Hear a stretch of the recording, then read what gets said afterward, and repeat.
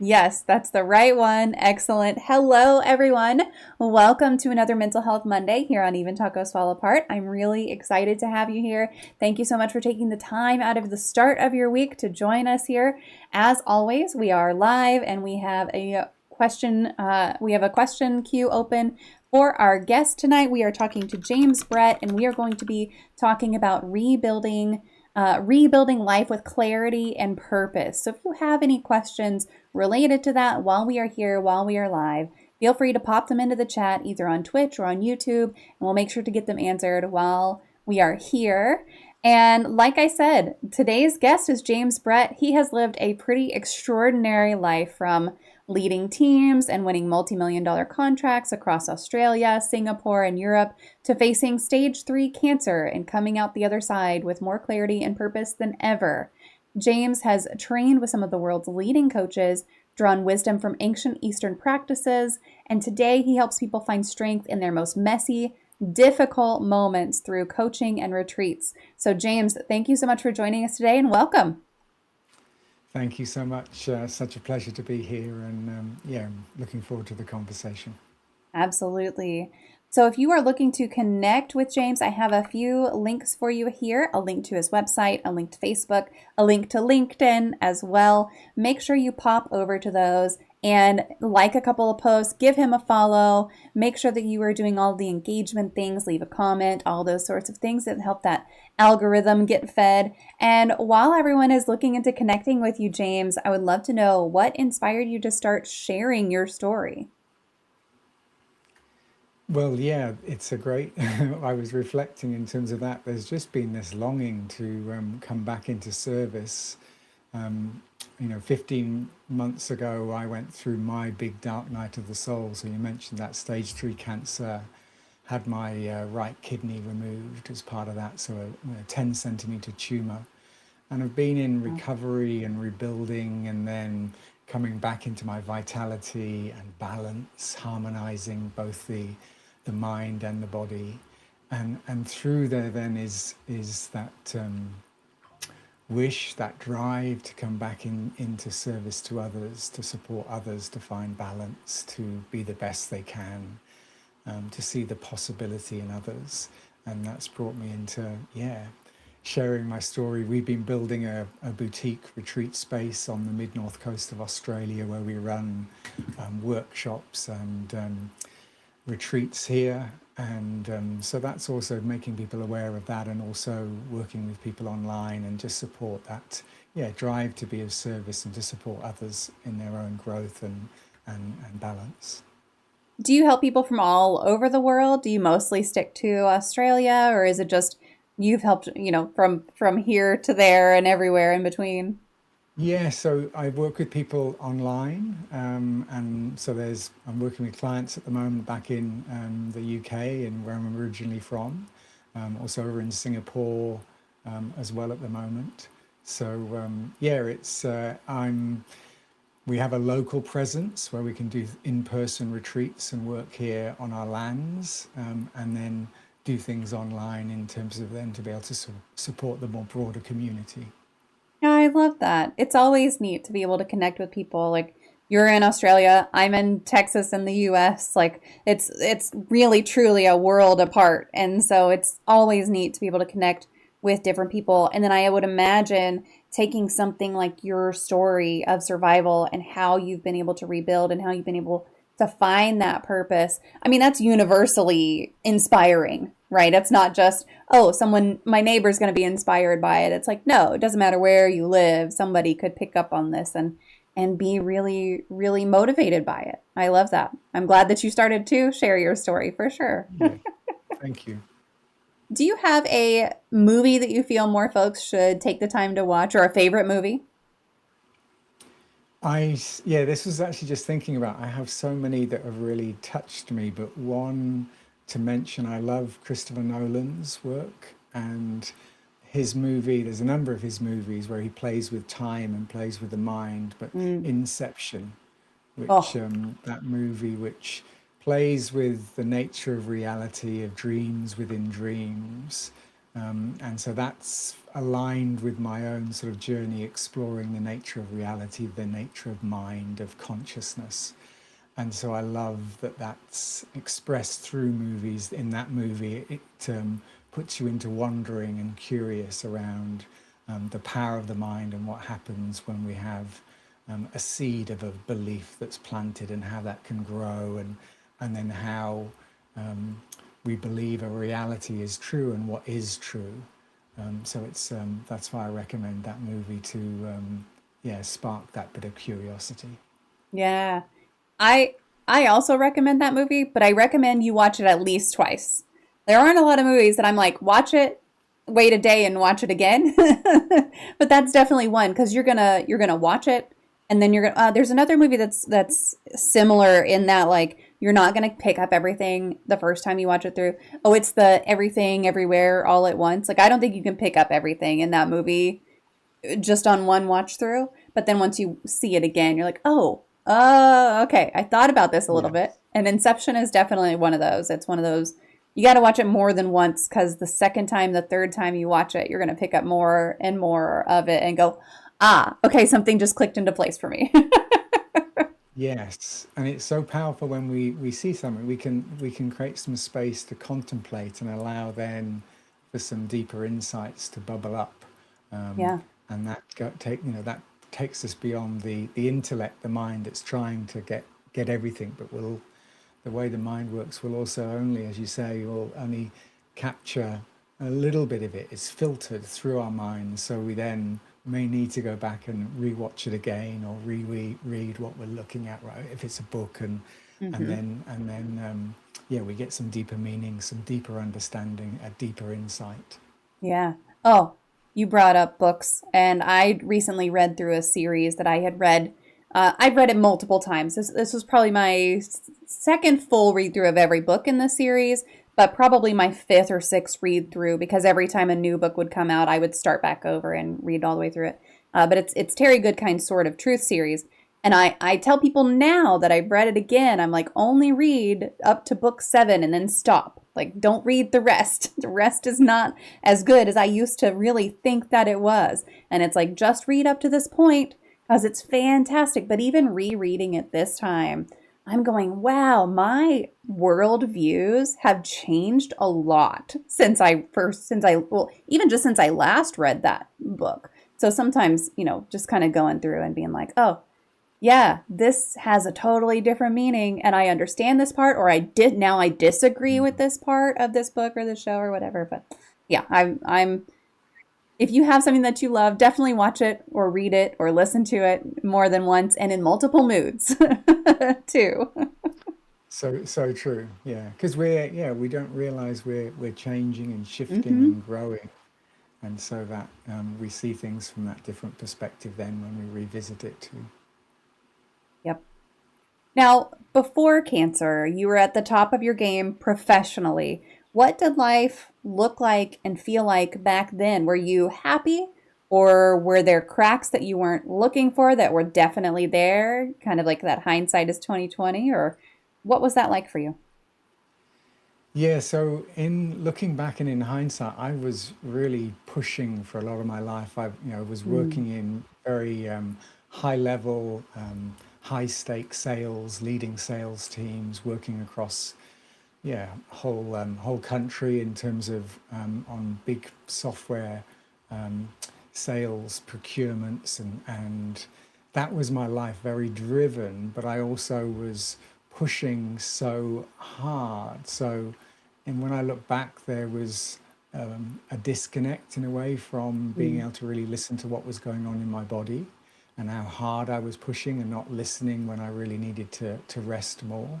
So there was that reflection, and through that, yeah, I've always had a fascination, as I said, about understanding the mind and what is happiness? Where is happiness? Is that in the things, and is that in the outside world? Is that in my relationships? Is that in the things that I have?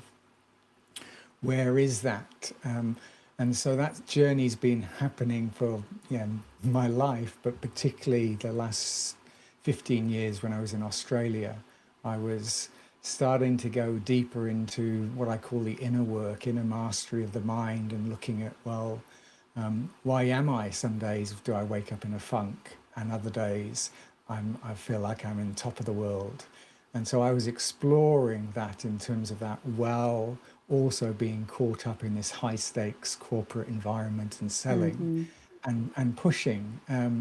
There was also an aspect of, when I look back, not being fully authentic, that I was like a chameleon needing to fit into the corporate culture, the way you needed to look, the way you needed to speak, the way you needed to show up.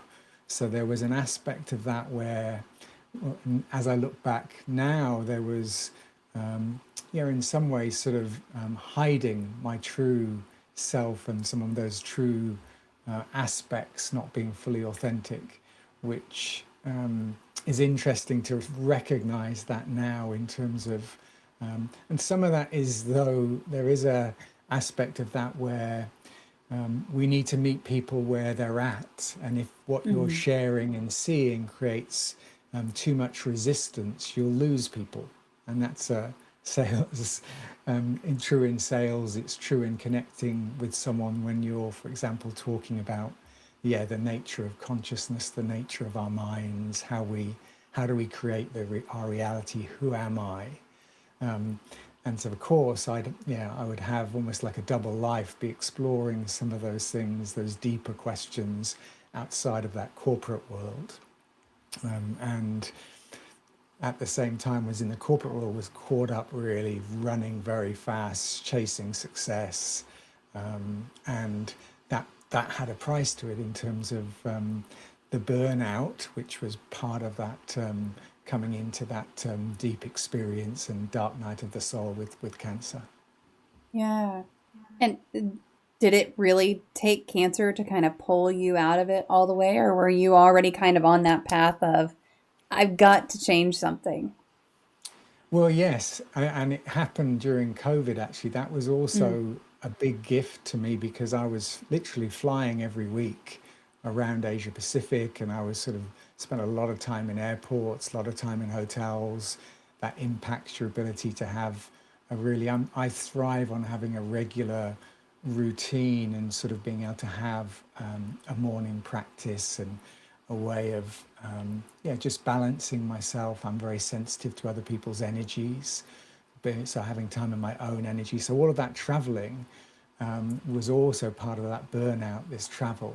And so when COVID hit and we got lockdowns, as we all remember, many of us, I was locked down in Sydney, and it was a real gift that I wasn't then able to do all of that travel. I was just staying at home. I was working primarily in education in schools, and they'd closed all the schools. And so I was still being paid, but I had this deep time then to start to do more deeper meditation, more inner practices to look at how to be in peace even with all of the chaos. So that was the start of that journey. And then I did resign from this corporate job where I'd had massive success with some of those multi-million-dollar contract wins, and winning salesperson of the year and being sent to South Africa on a safari. So all of these amazing experiences. But underneath that, I was getting burned out. So I sort of, after COVID things settled down, I said, I don't want to go back to that life. Don't want to be going back to flying all of the time. And so left that. And then I fell in love with my partner, a beautiful woman, a goddess, who also was itchy. And we bought a van and went traveling up and down the coast of Australia to look at where could we settle. We had this dream of buying some land and then building a retreat space somewhere where we could offer a place of transformation and healing. Little did I know I was going to need some deeper healing myself. And we found this place just under 3 years ago, but had come from the city living in an apartment, and suddenly we were on 2.5 acres of land. And in Australia, we get good rain, we get lots of sun, everything grows like crazy.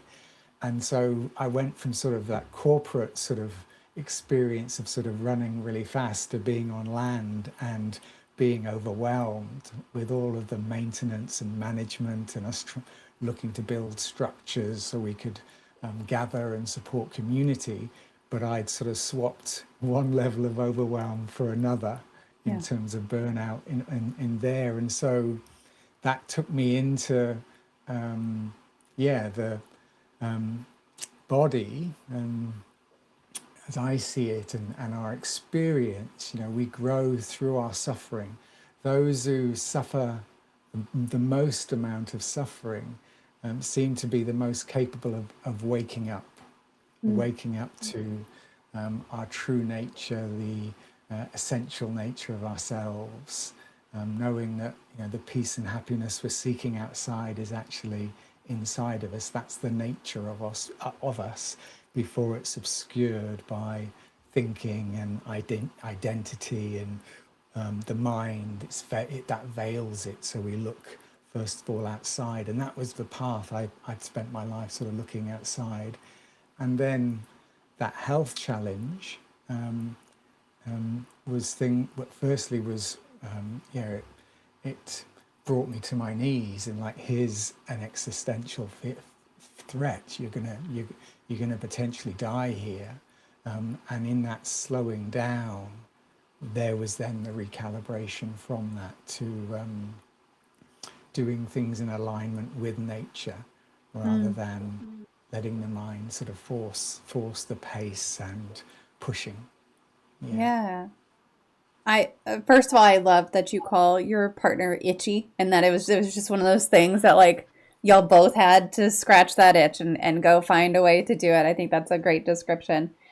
But also, like, I really hate the fact that it does, like, it takes a lot of suffering sometimes. For some people, it takes a lot of suffering to really open their eyes and really help them understand what they're capable of, what their purpose is, like all of these things. And I know that there's a lot of folks out there who have been through major, I've spoken to so many people who have been through major life-changing suffering of one sort or another. And it's like I came out the other side with this clarity of mind and with this deeper understanding. And I just wish it didn't take. I wish it didn't take all that suffering. I wish it didn't. I hope Well, that you tell your kids, like, learn from my mistakes or do as I say and not as I do. I wish that was easier. yeah.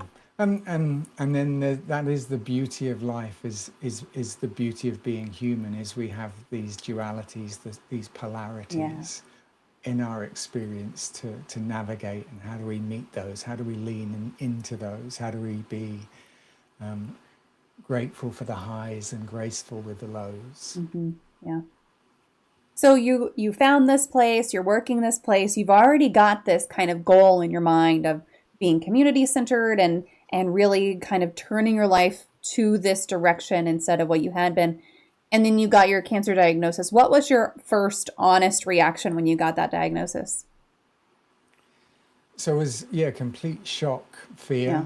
fear in terms of Mm. why me? Because there was still, even though I had, obviously, as you shared, I was pushing. There was still, I was looking after myself in terms of, wouldn't be drinking much alcohol. Was still maintaining, a pretty healthy diet. Um, so it was, and doing, a lot of inner work, exploring lots of different aspects of consciousness, of states of consciousness, of how we could shift our states of consciousness. So, but I was very much in the head, in reflection, in hindsight, looking at that in terms of very heady, and was a bit disconnected from the body. But that was the initial. It was, how can this happen to me? The fear, Mm.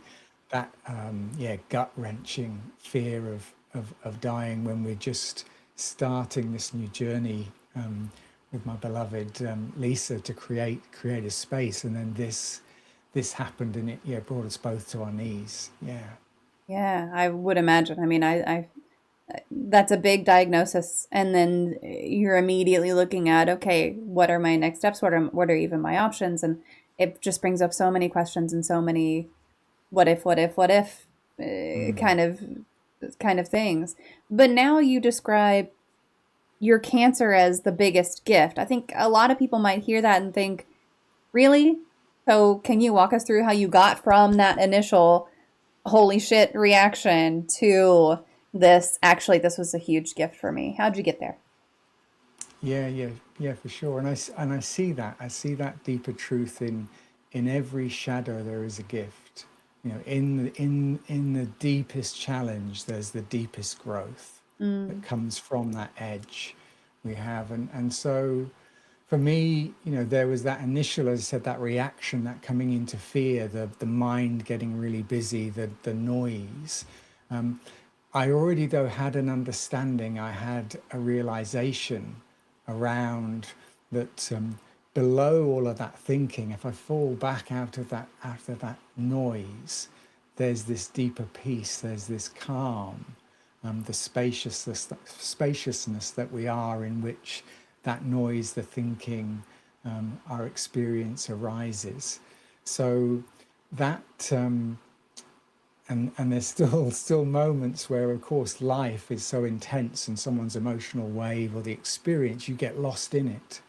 But I was already through the deeper pathways, the three deeper pathways of meditation, of contemplation and inquiry. um, those three pathways, inwards, inner pathways, bring you back to your deeper essence, you know, and that peace and stillness that we are, and that knowing when we see that, and then we start to taste it and recognize there's an intelligence, what I saw in the mind, there's a design for success, where when we know how something works, and we know that that's our deeper nature, that we experience life from the inside out, even though it can feel like it's happening to us from outside in. I'm the victim to the world, and I see the world like a camera. Actually, that's a misunderstanding. It's always inside of us, and our experience is being shaped by thought. mm, And so that recognition, in itself, the mind quietens without having to do intervention, without trying to stop thought or change thinking. It becomes quieter, and there's room then for fresh thinking, for fresh insight, a change of perspective, you know, to see the cancer was a reset, a slowing down, that I had to slow down then and reharmonize both the mind and the body, and that disconnect of just being in the mind. And that was that turning point then of then listening even more deeply to the body, the mind quietening as the body softens as well, the tension. And then in that softening, in that harmonization, the healing has happened. So I'm cancer free, my left kidney is stronger, it's taking the load. And so that's been my own journey of softening, of coming into harmony with both the mind and the body, and that inner work, as well as still some that outer practices which I love. I do a lot of qigong and Eastern practices, which are again around energy, regulating energy, mhm. which I explored through the cancer journey as well, in terms of how I can support the body, listen to the body and what it needs, to help it heal. And that intelligence of the body will do the healing. That was going to be one of my questions is how did you get like what things helped you get from point A to point B too? I mean, if you're exploring kind of these Eastern practices, was there anything in particular? You mentioned Qigong, but is there anything in particular that you studied or read or you listened to somebody talk or anything like that that really helped you get there? Yeah, so and so many things in terms of that. So there's Yeah. been that deep passion, fascination about understanding the mind and looking at neuroscience and understanding how we create our reality. So there was that aspect. There was then the energy practices. So even from when I came out of hospital after the surgery, and they'd given me some strong opiates, endone, to support with the pain. I was cut right down the middle, so Mm. they could get to the cancer and the kidney. And when I came out, I was sort of firstly really knocked sideways by the opiates. So I wasn't thinking clearly, and they gave me such great care in the public health system. But where um, there was an issue is I didn't get most great post care in terms of nutritional recommendations, and Mm. so I was on these sort of tailing off these opiates, and then was like they were saying, well, and they got my sort of nutrition, my sort of follow post diets, post surgery food wrong, and were giving me sort of rice and other stuff that was just blocking me up. And because they took all of my intestines out, they're almost like 10 meters long. Yeah. They then put them all back in, and of course, it's highly likely they could get twisted and you could get a bowel obstruction. And so that happened to me. I had this bowel obstruction a week or so after surgery, Oh, wow. and couldn't eat or drink for days. I lost 11 kilos, and that's when I almost died. And I'd been to see a kinesiologist who can sort of read energy muscle test, and was sort of saying your body does not want opiates. It doesn't want those. So put me on some natural pain relief, sent me to a THC dispensary, Mm-hmm. um, to that we have a few of those. The laws are changing here in Australia as well, like they have softened in the US. And that was part of that then of I then got introduced to actually, it sounds quite woo-woo, using a pendulum, just using a pendulum to ask them what my body needed. So I would sort of say, tell me a yes, tell me a no, or don't know, with just using, you can just have a piece of chain or a string with an object on the bottom. Normally it has a point as a pendulum. And I would use that to muscle test and ask. And also initially go to see a kinesiologist who's trained to sort of listen to the body and Yeah. what the body wants. And then adjusted what I was putting into my body to what my body was asking for, the intelligence of the body, rather than it just going through my mind that I think, oh, this is a good cancer treatment. I've read this somewhere. I better start putting that into my body. So that tuning and listening was one of the big shifts in terms of that changing what protocols, So one of the things my body's been asking for ever since that surgery is frankincense. So it's not recognized by the FDA or anything as a cancer treatment. It's not seen as something that can support. But there are some studies, not the ones that Big Pharma have been sponsoring and supporting, that point to that being supportive. And my body's been asking for that.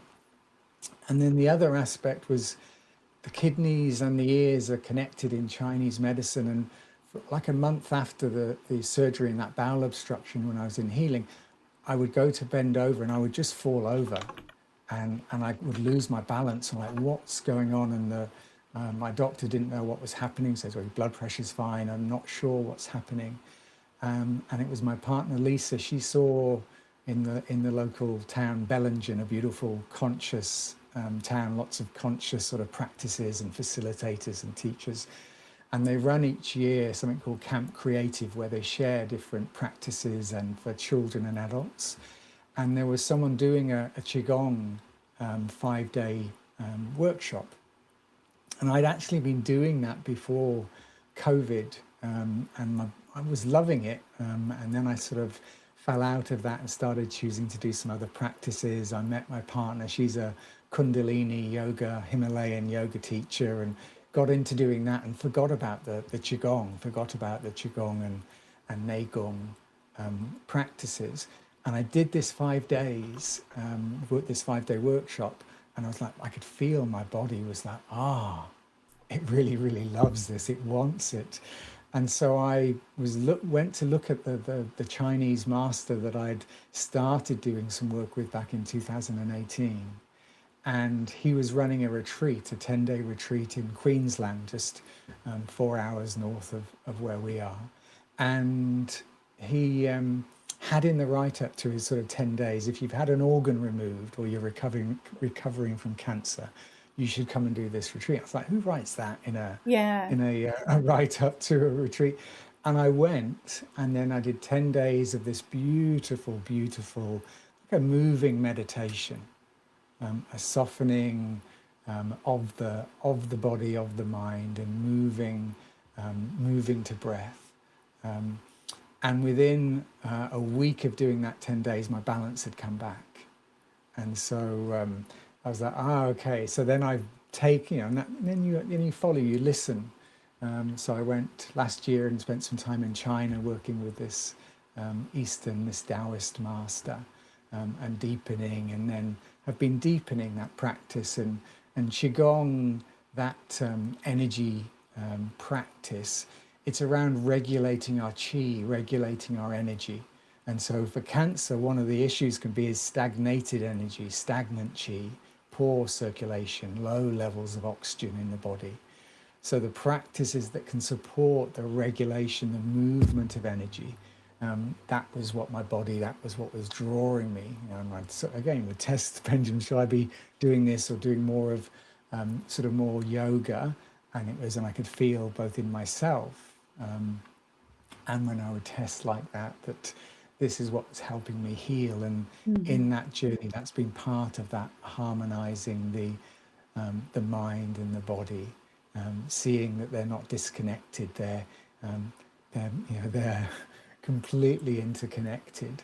And so those Eastern practices, the deeper aspects of those that isn't really well known in the West is Neigong. It's not really being shared with many teachers outside of China, but that's around the inner cultivation of your inner universe, and how you can then build energy, not just regulate it. So that's on my current pathway, is losing a kidney, and where your energy is stored, the seat of your chi.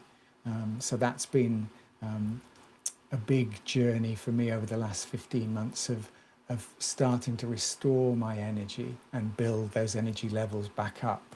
And listening through that has been, really, really a powerful journey and a lesson, and something I obviously still do is then taking it, how can I take that deeper to then revitalize and bring more energy into my body to support the body's immune system, and obviously my ongoing healing from the trauma of being cut in the middle, right down the middle. Yeah, yeah. I mean that's definitely a major trauma. Not only the diagnosis is a major thing to go through, and any treatment you would go through with cancer is a major ordeal, but definitely having an organ removed and then going through everything that you went through after as well. It's clear that you kind of shifted from surviving to really kind of rebuilding and finding what worked for you. I know on your website that you mentioned you struggled with your identity during your illness. So there's a lot of people who, and I'm one of them for sure, who tie their worth to their productivity or to their career. What did that loss of identity feel like day to day for you while you were going through this illness? And then also maybe, before you quit your corporate career, was that kind of that same disconnect that you were experiencing? Yeah, for sure, and that's the nature of the mind, and how over as we're born, we start to then have thoughts, and some of them are sticky, some of them then create the conditioning, the belief systems. They coalesce and form together to create this sense of identity, the sense of James and who am I, and it takes ownership then for the thinking that's occurring in my mind, and the identification, then the attachment that comes with that too, what we actually express or do in the world. That's the journey we all go through, that creation of an ego, that sense of self. And that sense of self then has identification to things, in terms of how you see, or how I saw myself, and what made me valuable in the world, and what my purpose was at the time, and what I've gone through my own deeper journey of seeing that my own evolution and shift from a very focused on me, what can I do for me and how can I sell more to get more money and more things, into then a shifting into an us, my broader, my inner circle, my broader tribe, the people that share the same values as me, and then the highest, an awakened state of that would be the we, seeing all of us. Everyone is the same. That me to us to we, that shifting, and that's part of the identity comes from that. So for me, there was, yeah, all I knew was selling and working in corporate, and then wanting to transition out of that, always worked for another business, always an employee, to then transitioning into being my own boss, wanting to be a consultant, an entrepreneur, a coach. And with that, there was also identification, and then who am I? Can I do this? Letting go of what I spent 20 years of my life and being so successful. There were deep questions, deep doubts.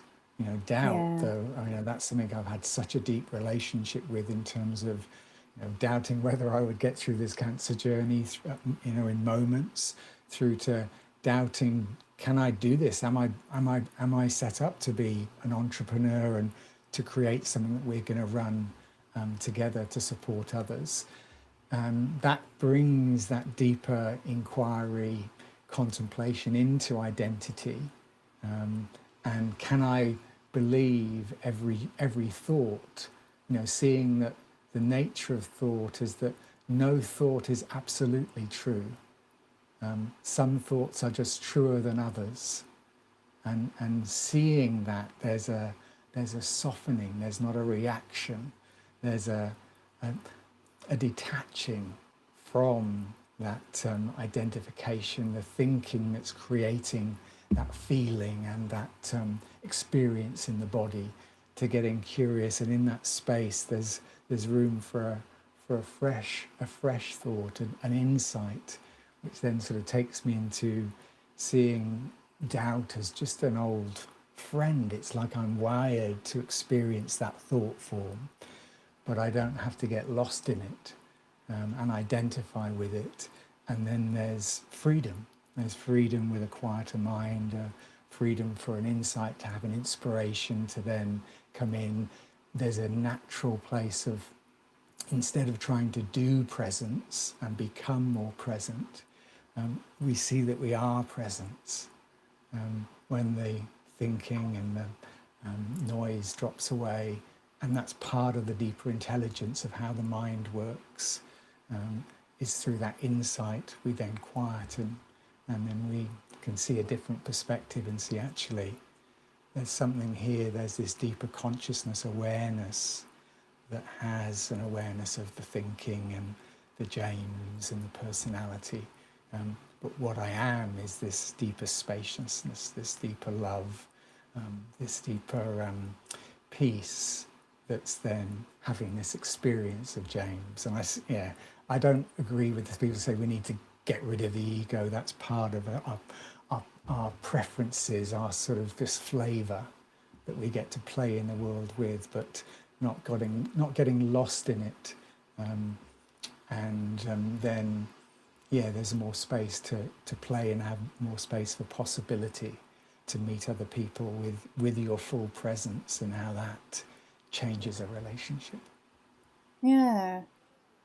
When you were going through all of this, what was the hardest emotional part, or what was the part that I guess you feel like people don't talk about enough, or hadn't prepared you for in any way? So fear is the and how paralyzing the most powerful fears that we can have on us. And for me, I had my mum was ill with and becoming more lost in dementia. She was in Spain, and so there was this fear of, one, I couldn't get back to her because of all of this that was happening with me in terms of that. So there was this fear of that, in terms of what was going on in me emotionally around that, and then there was the fear of death, and how for a long time I thought that I had to sort of suppress and just stand up and just say, oh, I'm strong, rather than seeing that any emotion, instead of turning away from it, it's turning towards it, and seeing, just as as I said earlier, rather than us thinking that our minds are a camera and we're just experiencing, and that fear is coming directly from the outside world, from the circumstance, from the cancer, seeing that it's actually coming through and being shaped by my thinking in the moment, can be sort of unconscious beliefs and deeper things that have been stored in the body. But in that recognition and seeing that, there can be a turning towards seeing that fear, that experience is just like the movie that's playing on the movie screen, but actually the deeper part of me is the screen. It's not colored or tarnished by what the experience, by the emotion. So there can be then, when we see that, and that's been my life's journey, to sort of turn in and turn towards and embrace. There's then a distilling, that sort of melting away, when we open our hearts fully to that, and that, in moments it doesn't feel like that's possible. You get lost and caught up and get lost in the experience, in the fear, and then that's been my journey of exploring that, learning then to turn towards and embrace what I'm feeling, not taking my thinking as seriously as I used to, knowing that that fluctuates from, sometimes I can believe what my mind's saying, it's saying something, and other times it's not. I have a thought and it's not true, so therefore I don't hold it like I used to in that way, and that's always been part of that softening. Yeah. You've also said that resilience isn't about denying the messy parts, but about embracing them. What does that look like in practice, especially when you're in the middle of something like a cancer Well, it's, diagnosis?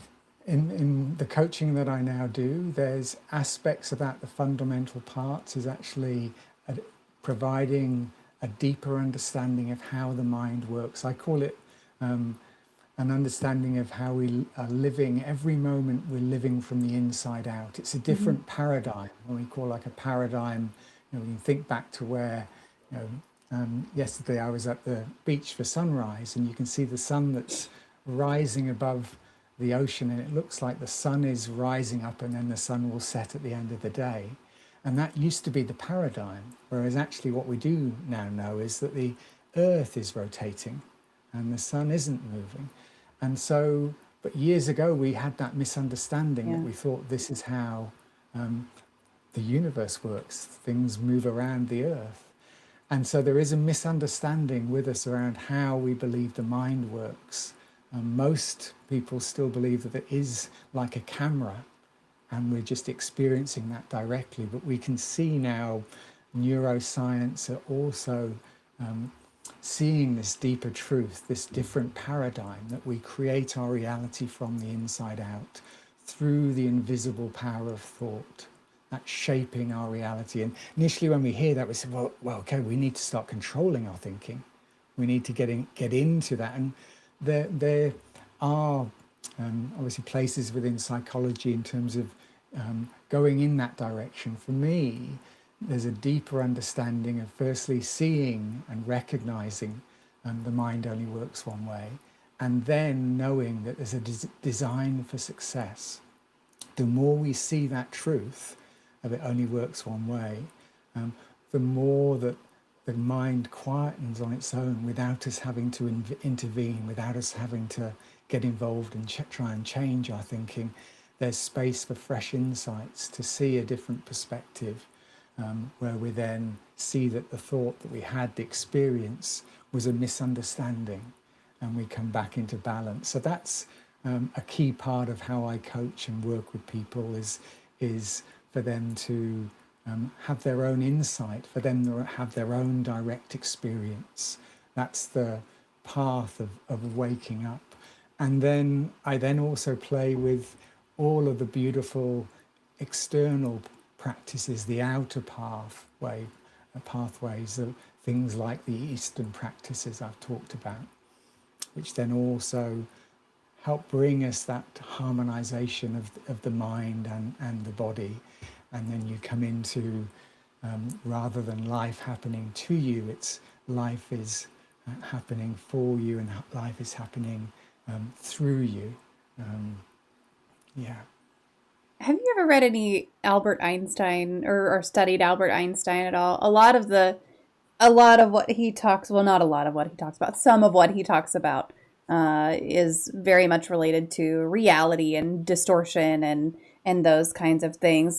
Some of the things that you're saying are just like kicking that in my brain a little bit, and just one of those things. Like I don't have anything specific to point you to, but just curious. Yeah, yeah. These great thinkers, there's one of his inner circle, one of his students. I know more about David Bohm, a famous Mm, physicist. He worked with Oppenheimer, and one of my favorite quotes, which he shares, his sort of seeing, is um, that thought creates our reality and then says, I didn't do it. yeah, And that's so definitely. those neuroscientists and neuroscience I'm deep into in terms of looking at how they can now see that actually what's the process that we create our reality, um, also aligned to this inside out paradigm, as I call it. And so, yeah, we can look at the deeper Eastern um, wisdom traditions, religions. They all point to that same, sort of deeper truth when we go to the deepest source of them. Yeah. I always find it fascinating when you look at something that was said so long ago or that started as a practice so long ago in another place, and it's just like how did they know that? How did they figure that out? And now it's like, oh, these studies show that's not true, but then 20 years later a study will show that actually it is true if you look at it this way, kind of thing. And it's fascinating to me. All of that is always fascinating to me. Yeah, I agree. And we can look at when things are being invented. They'll come out, and Hmm. there's before there was internet and this ability for us to see what's happening everywhere in the world, there would be these people having identical insights and Yeah. thoughts of new inventions that are suddenly coming. You're like, well, how is that possible when they're completely disconnected and there's no way of communicating? Yeah. you know, Yeah. and and so that's a deeper journey into seeing, well, actually we have this belief that we're separate Hmm. from the world, each other, but actually that's part of the deeper wisdom teachings. Something I've been exploring deeper into is something called non-duality. So Mm. that the deeper meaning of that is that um, the nature of our being is peace and happiness, but we share that being, our essence, with everyone and everything. That's the Ah, essence of those deep teachings. yeah. Yeah. Very clan of the cave bear. Oh, I like the idea that we're all connected in some ways. I like that idea that we're all connected in some ways. And then I'm like, okay, but can I not be connected to these people and these people and these like there's that. Then you get into that little bit of it and it yeah. Yeah. Well, we can still have, even with that deeper understanding, that deeper truth, the deepest truth, that's when someone's fully enlightened, fully awakened. Hmm. That's what they see as that truth. Yeah. But we still have, as I said, this ego, this personality, these preferences, these flavors and the flavors we like to be around. Um, there's just a shift when we recognize that there is that at the deeper soul level, a deeper connection. We are the same as the person that we're connecting to, even though we might not agree what they're saying or their Mm-hmm. behavior, but at that deepest level. And that can also shift relationships when we come into a relationship with that, knowing that there's something in me that's the same as what's in you, before Yeah. we get into the content, before we get into the stories. And Yeah. yeah. What's something that you wish someone had told you or handed you during some of your hardest moments? So I mean, I was so lucky to have so much support, such a loving community that around me in terms of while I was journeying, and there was so much love that was I'm ever grateful for in terms of that loving attention and kindness and prayer, which was beautiful for me. That Yeah, I was very lucky to be able to have a space like we are, where I was able to spend time in nature. I remember a few years before going into hospital, I'd gone on a vision quest, a North American Apache Indian tradition, where I spent 4 days and 4 nights alone in a 3 meter circle. No food, you just have water, no tent, you're just in that, yeah, an initiation. And in that journey, they talk about you having these detoxifications, the purging of the physical body, the mental, the emotional, and then this deep spiritual connection. And I remember coming onto my last day on that vision quest and looking up, and the largest eagle in Australia is called a wedge-tailed eagle, and it was just flying and circling on top of me as I was sort of here. And I was, after 4 days with no food and no water, and not being able to, nothing to distract you. You didn't have a phone or things to write, and you couldn't do anything. You just had to be with you and your mind. And having this connection with this beautiful eagle, taking the eagle's perch, the eagle's view of the world. And then when I came years later and then came out of hospital, and my partner, she said, let me take to some nature. That's going to be good for you. And I was finding the energy in hospital really challenging, and as I said, very sensitive to other people's energies. And so she took me to this place where I could just sit on the grass. And as I was looking up, there was this wedge-tailed eagle that just dropped down close to me.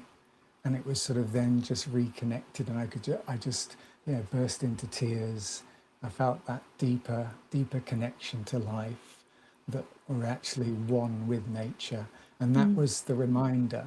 My partner sort of offering and saying, this will help with the healing, coming back into nature, being with the trees, being with the intelligence that we can see in the world, rather than the doubt of the mind that life's coming to get me. Great recognition on her part of like, this will help you. This will be good for you. I mean, I am of the opinion that I think everyone should get out into nature more, and myself included, because I'm in my house all the time. But I think everyone could use a little bit more of that connection to nature and animals and plants and all of those things. But yeah, I mean, especially if you've been in a hospital for a long time, or in a sterile environment or something like that. There are lots of studies that show, even looking at a picture of nature can really help your brain and really help your body kind of feel that connection back, and that it can do a lot of things that we don't fully understand. Even just looking at a Yes. picture of nature. But if you can get out into it, I think that's even better. So good for her for recognizing that's something that you needed at that moment. Yeah, agreed. I'm very lucky to be with her. Yeah. And we have a great question that was sent in ahead of time. This person wanted to remain anonymous. They said, how can I rebuild my life with clarity and purpose while still being a caregiver for others when it feels like my needs always come last?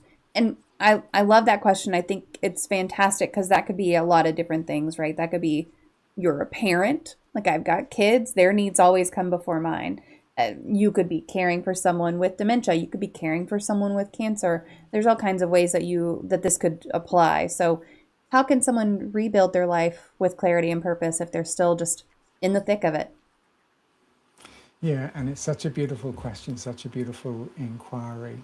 So as I've been sharing already in our conversation, there's the inner path, so the inward path, which then is looking at that deeper question and sort of the pathways of meditation and finding, there will be a particular type of meditation that will be the one for you. For me, I need to move, so I love conscious dance. I love the Taoist, that Qigong I was talking about. It's a movement which, just that practice of moving to breath. So it's finding the ways which you'll naturally, can be, as we've just been talking about, is there moments where you can have some just time with your own self, your own energy, your own auric field in nature, and how can you guard those times to make sure, if you're in service to others and you're caring for someone else, it's so important to look at how can I make sure my own cup is filling Hmm. rather than it's always depleting. And so there's different ways we can do that with the inner work, as I said, and that is one of the major pathways is meditation. As I've shared, the understanding I coach, and there's lots of different teachers and there's books as well that can point to this inside out understanding, this aligning to this new paradigm, this new way of seeing actually I'm creating my reality from the inside through the invisible power of thought. And once you have an insight around that, to see that, that will create some space without more doing. What we don't, if we're really Hmm. busy and we've got so much going on, we don't want to add more doing and something else to manage, like I'm managing the outside world and doing my best to care and look after and be the best caregiver I can. But then we don't want to also be having to then try and manage the mind, not another job to do. And that's where these inward pathways, or the pathways of insight and realization, as I call them, create a shift without a doing. And then there is then those outer practices and pathways that we might explore. One of them, and one of the favorite practices or exercises I'll share with people when I'm coaching, is gratitude and appreciation. So starting the morning, and it's not trying to do it through the day and make it a doing, but just in the morning when you wake up first thing or wake up a little bit earlier, just be grateful and bring into what you could be grateful for 6 things, 3 which are routine, everyday things. Could be the sun is going to be out today, or it might be I'm going to feel the rain on my face. These little things are 3 routine and then 3 unique or semi-unique that you've got in your schedule that are going to be happening in the day. And you just bring as much gratitude and appreciation for those. And then at the end of the day, you just, before you go to sleep, you just think about 3 things, can do more, again, that have happened, which you can just be appreciative for and have gratitude for. Now, what this does is it rewires our brain, because unfortunately, part of being human, there's a bit of a negativity bias in our thinking as well. So we get more negative thoughts than positive. But I said it's not about trying to manage this. It's just giving a little bit of support at the beginning and the end of the day. And if you continue and do that practice, you can spend a few seconds, a few minutes on each of those items, just dropping out of the head, dropping into the heart, bringing as much appreciation and gratitude. That will start to shift and open more possibility. It's like I call it a mood ladder, or a quality of consciousness, when we're in the bottom, when we're in fear and worry and overwhelm. And then We see no possibility. We see that this is happening to me. I'm having to do more than other people. And then in a higher quality of mind, we have this sense of possibility. We have this, the highest quality of gratitude and love. And it's not about bypassing, it's just about supporting our minds. So it will give us more energy for our own self-care, to also know where our boundaries are, to say, no, I need some space today. I need some time now just to regulate, to listen a bit more deeply to how my body, what it needs. And those are the starting points. Hope that helps. I love the simplicity of a gratitude practice also, because it's not something that you don't even have to write it down. Like, these can just be internal thoughts for yourself. So it really doesn't take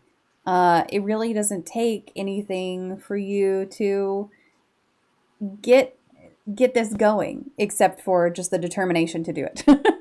And remembering to do it, which you can set alarms for, and all of that kind of thing. There's apps for it, and there's all sorts of ways that you can support, but it doesn't take anything extra, because I know when you're in one of these situations where you are a caregiver for someone else, it can feel like, I can't add another goddamn thing to my day. I can't do it. There's no time, there's no energy, there's no anything. But you truly do have to do something for yourself.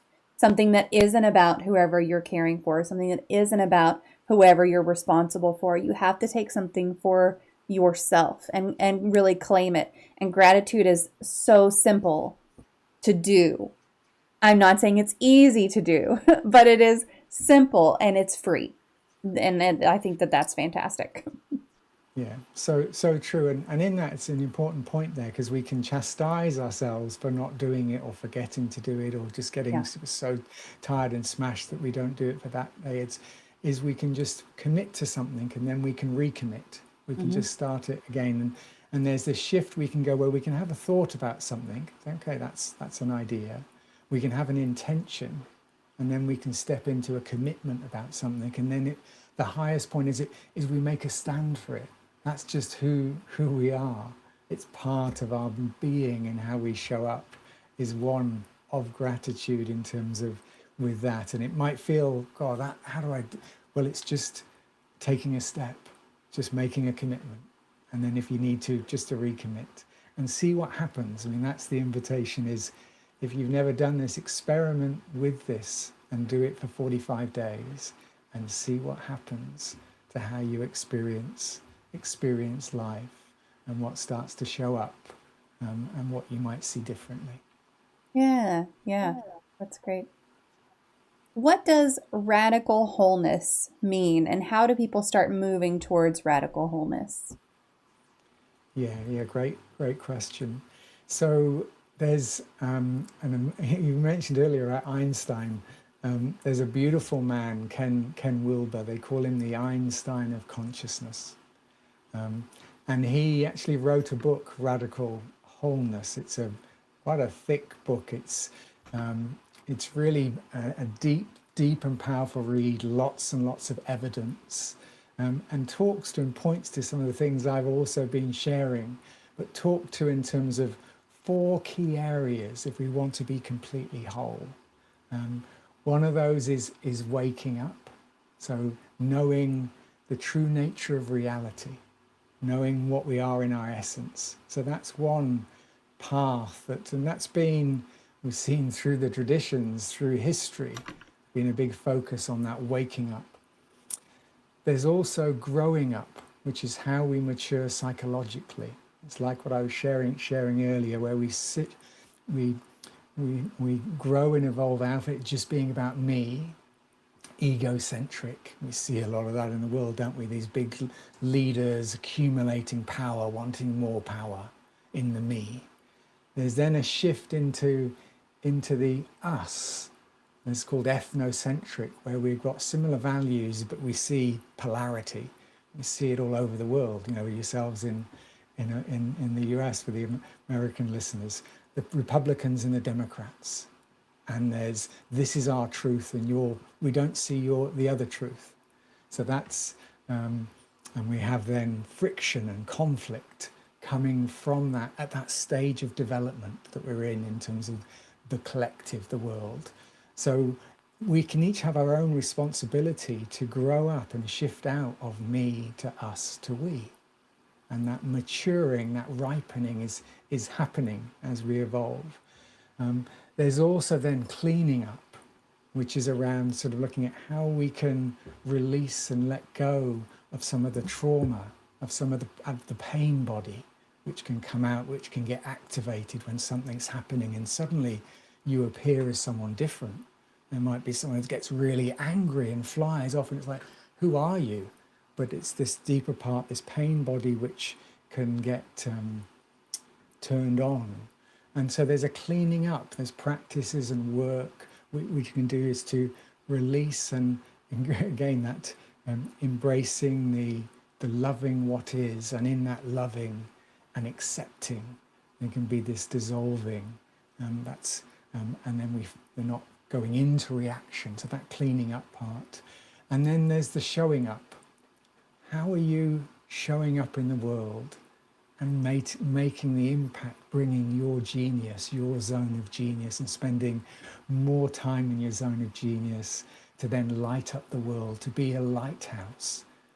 And in your own illumination, in your own light, you'll light and that will help others shine. We're like tuning forks. So those 4 areas make up radical wholeness. So we can just focus on one, but actually to be truly whole, we need to move all of those and explore those. So that's why it's called radical wholeness rather than just wholeness. Is that something that you work with people on? Is that something that you're like, here's ways to improve each of those areas? Or is it one of the like, if as this area improves, this area is going to improve gradually as well? Or how does that work? Yeah, so it is something I coach with that in Hmm. terms of for people to then develop, evolve, to wake up in those areas, finding the practices, the ways, the inquiry, the contemplations that then support those actually shifting. And then as we do that, then our experience of life, our reality, that we spend more time being our best in our zone of genius. And then we then get inspired, and then there's obviously deeper work around understanding what is your purpose, what is your genius that you're here. Each of us have a genius, that we can then bring and share, and step into our creativity, step into our flow, our joy. And so, yeah, that's what lights me up in terms of when I'm working with people, and yeah, that's what my purpose is. Yeah. If there's someone who's listening right now who feels like they are just falling apart, what's the one thing you want them to hear or to take away today? Well, great question. And when we're in the moment of that, it doesn't have to say it's just your thinking. Of course, it doesn't. What helps in that space is to do your best in terms of your self-care for around that. If in what you've heard in this call there is a curiosity, because as I said, we'll have this fluctuation in our mood, this mood ladder. It's like weather. So sometimes we can just wake up or be in this real stormy, funky weather, which is like that. Well, if I'm like that, well, when that happens to me, and that still happens sometimes, I won't go into having some deep and meaningful conversations or forcing a decision or trying to do something. I'll just notice that that's the weather that's here in the system, in the system, and knowing. And this is where an insight, as I talked about, in terms of the deeper understanding of how the mind works, is that when we see it is fluctuating, we, we, we let go of trying to push it or suppress it or change it. It will soften, and then we find ourselves with a fresh thought that changes us into this higher up the ladder, a higher quality of mind where we see possibility again. And we'll all have moments and glimpses of that when we notice and see that I can see this thing, but I'm actually feeling differently about it. And that hasn't changed. It's something in us. And so that's the direction. But when we're in the midst of that, sometimes we just have to be kind to ourselves. For me, I'll spend some time in nature, when I can. I will not then spend a lot of time with lots of different people with lots of energy and their moods, because moods are also contagious. If someone's, in some bad weather, that can also, like the energy of that, it's contagious. It can then catch us. We can get into a reaction. So knowing that actually, I'm not going to have this discussion now. I'm going to find my center, and that might need working with a coach to support you in terms of that. And the best coaches will see the best in you. They'll see your possibility. Even watching Ted Lasso, a beautiful series about a football coach, that lifts you up. You see Ted just sees the potential in others, and hanging out like that and seeing that helps, will shift out of that. So that we can be then looking at, well, what is our community like? What is the circle, in order to support us being at our best more often. Ted Lasso is probably one of my favorite shows. I mean, it's so good. I started watching it after I had gotten a warning from my sister, like, be prepared to cry, even though it's soccer and you wouldn't think there's a lot of crying. She definitely gave me a warning. She was like, be prepared for this, because you're gonna. And I went into it still unprepared, even after that. And I was like, yeah, no, this is a fantastic show. It's so good. Highly, highly recommend it. Agreed. But I'm so glad that you mentioned that it's one of those, like, you're human. You have these days where it's not all super shiny, fun, happy times. Because I definitely have dark days, and everyone does. Everyone has those moods. And the fact that you mentioned that, like, moods are contagious a little bit. My 12-year-old is going through some human emotions these days. And our day starts at 6 a.m. And so it's like, if I wake up and he wakes up and he's in a teenager mood, that's going to impact me. And I have to consciously, like, tell myself, okay, he's off at school. You need to reset a little bit, because that was about him. That's not about you. And let's figure out where you are in your day. But it can be that, like, it's a really conscious thing that I have to do sometimes. And some days it's easier to do that reset, and some days it's not. Some days I'm just like, no, I'm really cranky because of someone else, because of someone else's mood. And then some days I'm just cranky because of my own self. But yeah, it's I'm glad to hear you say that as well. I think a lot of people, especially those who do all of this service for other people and do all these things for their community, sometimes you can look at them from the outside. And of course, I say this all the time, but everyone only shares what they want everyone to see, right? And so you can look at someone like yourself and go, oh, he's got it all figured out. Like, there's not a day that goes by that he doesn't know what he's doing, and he doesn't know why he's doing it, and he just is in, like, all these good moods and everything, and that's just not reality. Like, it's just not reality for anyone. That's right. And for some of us, I mean, we can call them empaths. I'm very, very sensitive energetically. I don't know, some of your listeners might know Human Design and the Gene Keys. They're another body of work, which I'm a Gene Keys guide, and that's an understanding of energy. It understands in terms of, looks at shadows, gifts, and cities, the highest expression. So looks at a map of consciousness. It gives us an understanding of why we are like we are. But what I found with that, the Gene Keys and Human Design, is it showed me that I'm very, very sensitive. In that system, you have 9 energy centers in Human Design, and I have 7 which are open. So I can literally feel other people's emotions. And often I'll sort of pick up what my beloved is feeling before she's even aware of it, and it's amplified in me. Now, for a long time, I can get lost in that. And if I'm out of balance and not doing my own self-care and just sort of listening, then I would just find that I'm feeling something and it's not even mine. Mm-hmm. And it's sort of so interesting. And so that's been really helpful as well, being conscious of that. And then for myself, I know that I need to have, as part of my very nature, is time on my own, bit of hermit time, bit of time in nature. And if I do that, then I can, I don't get lost in someone else's emotional Mm-hmm. wave. Like it still will, it still happens. And then I'm like, oh, and then I sort of will fall into reaction. Then Yeah. I'm in that low quality mind, then I'm into reaction and accusation and victim. They're doing it to me. So it's that again, it's fascinating that how powerful the mind is. Like we've got a Hollywood movie production system inside our minds, and that's creating this experience. And it's so easy for all of us, me, yeah, and obviously there are some fully awakened people on the planet, but for most, it's an iterative. It's a process, a gradual process of then Yeah.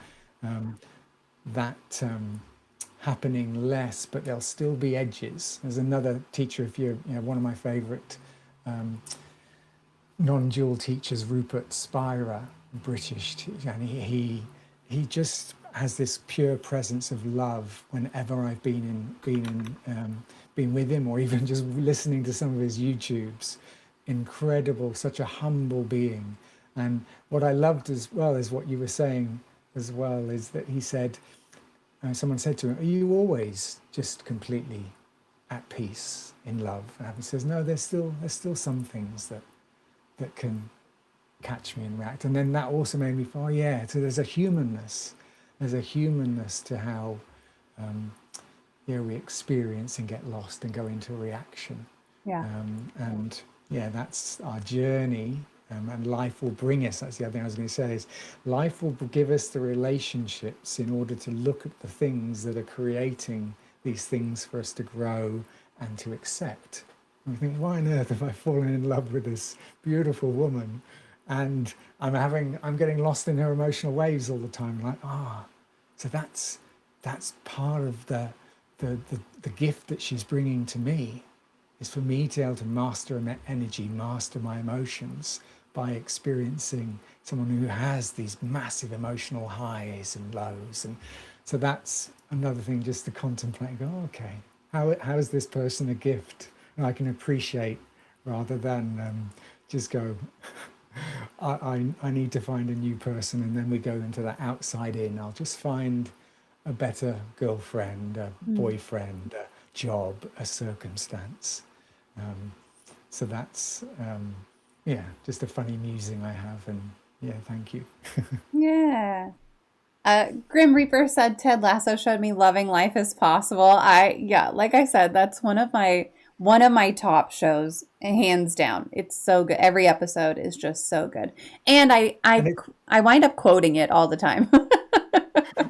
well, and it's like we were saying earlier, it's one of the things you can watch over and over again Yes. and just see some deeper things around how the world and how people transform when we have that, that way of being, of seeing the best in someone. Yeah. For those who are here with us live, we are coming up on the last few questions, and you know that means that I'm going to remind you that if you have any questions for our guest tonight, feel free to pop them into the chat. We'll make sure to address them while we are here. And speaking of community questions, Bite marks this question ahead of time. She would like to know, what is your favorite poem? Yeah, so it is. It's a very old one. It's also well known. It's "She Walks in Beauty" by George Gordon Byron. And I'd love to read that. I have it here. So Please.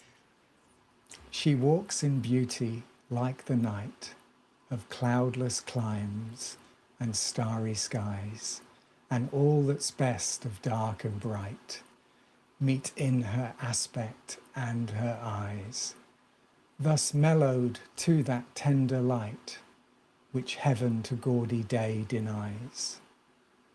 One shade the more, one ray the less, had half impaired the nameless grace, which waves in every raven tress, or softly lightens o'er her face, where thoughts serenely sweet express how pure, how dear their dwelling place. And so on that cheek and o'er that brow, so soft, so calm, yet eloquent, the smiles that win, the tints that glow, that tell of days in goodness spent, a mind at peace with all below, a heart whose love is innocent. Beautiful. Yep, that's a very, very classic one. I love it. Is there something in particular that speaks to you about that poem? Well, it talks to me to both outer beauty and inner beauty, Mm-hmm. and how the beauty in the way we shine will also come when the light in us is shining.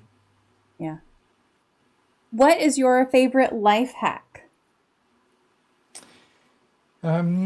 So I have lots of ones which I play with, but one which is so powerful, which I love as a life hack, is eye gazing.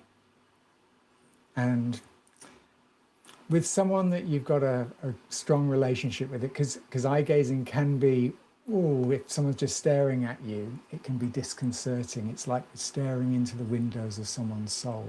Mm.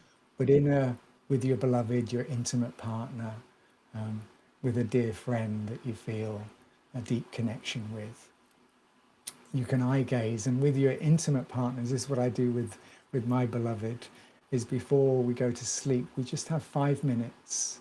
Sounds like a long time, but 5 minutes, just eye gazing into each other's eyes, looking into their left eye.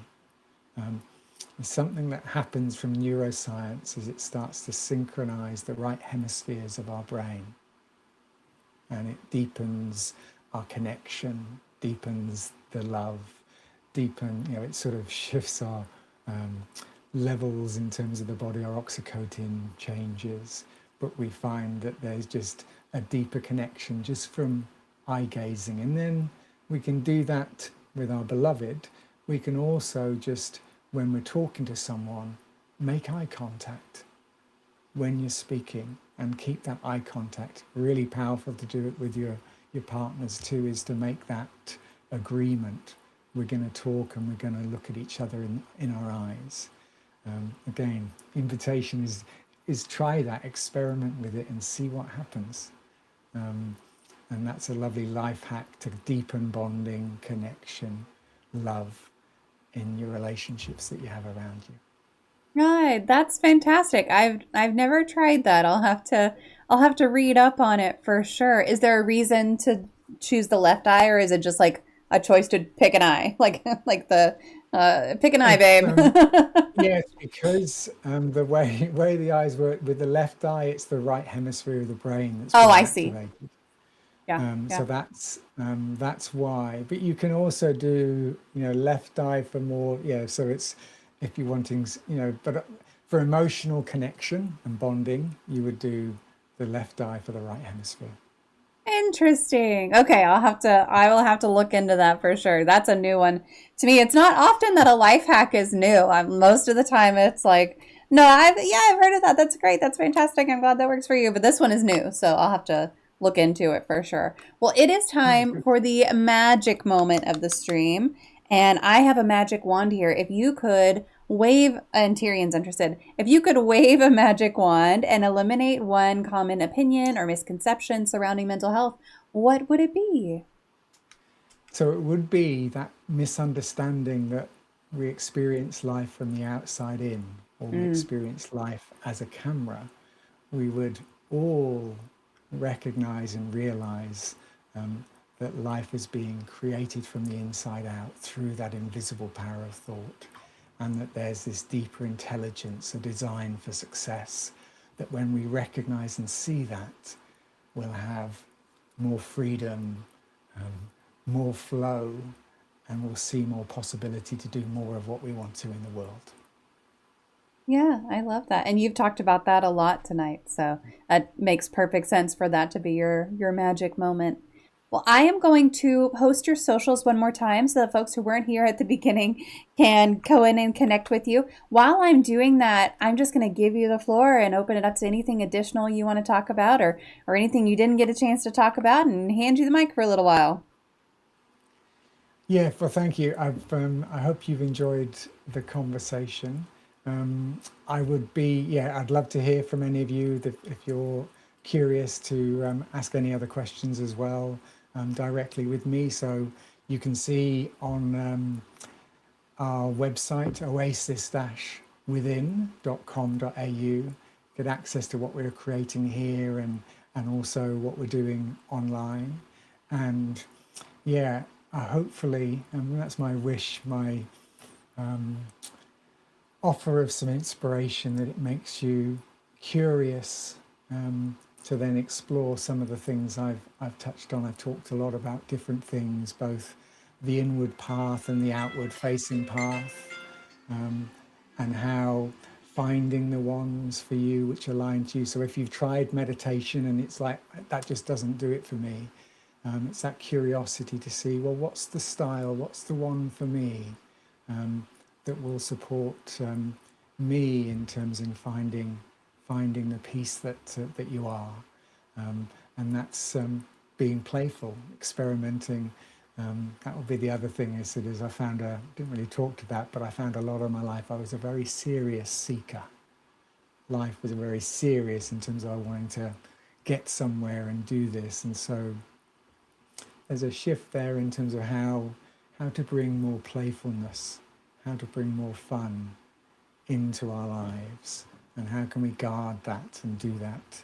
And the same as that gratitude and appreciation practice, then in itself will start to then create a higher quality of mind and more possibility. I love the idea of play and being playful as an adult. I think it's something that a lot of folks miss out on. But anytime you can be silly, I support it 100%.